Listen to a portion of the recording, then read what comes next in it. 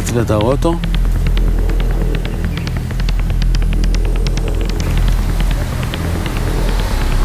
מה שאנחנו רואים כרגע זה אנחנו רואים בלייב את החשוד מפרק מזגנים.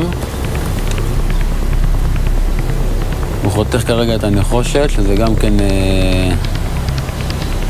דבר מאוד מאוד יקר. ותכף אנחנו נקפוץ עליו ונתקל אותו ונביא אותו על חם. הוא צריך לבוא אלינו, לא? הוא צריך לבוא אלינו. הוא בא.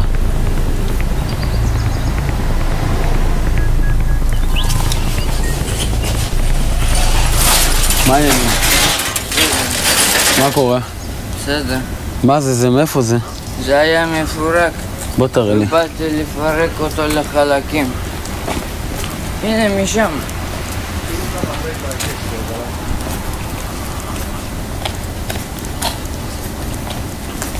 זה היה... לא, הוא היה עומד ברצפה שבור. אל תבלבל לי את המוח. הוא היה שבור, עומד ברצפה. איך חתכת את זה? בוא, תעמוד, אל תזוז עכשיו, בסדר? לא לזוז, תעמוד פה. הוא היה שבור. תסתובב, זה היה שבור, עומד פה. יש עליך עוד משהו שלא צריך להיות? לא. זה היה עומד שבור פה כבר. פרקתי אותו עם מברק לחלקים. תפסיק, אנחנו פה עומדים כבר... לא משקר. כבר 10 דקות אנחנו עומדים ומסתכלים עליך. בסדר? בסדר. איך קוראים לך? תסתובב. יש עליך מזרקים? כן. תוציא את כל המזרקים.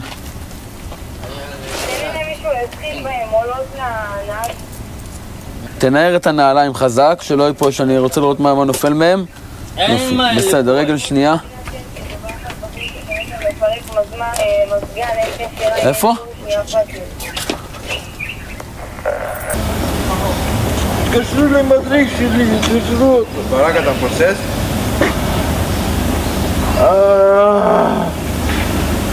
שב. אני לא רואה כלום. שב, יופי. ככה, קיצר.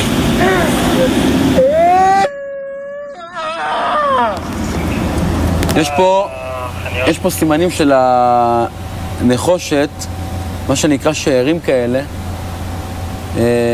שזה בדיוק תואם למה שהוא חתך. ואפשר להוכיח את זה בבדיקות של זיהוי פלילי, במעבדה.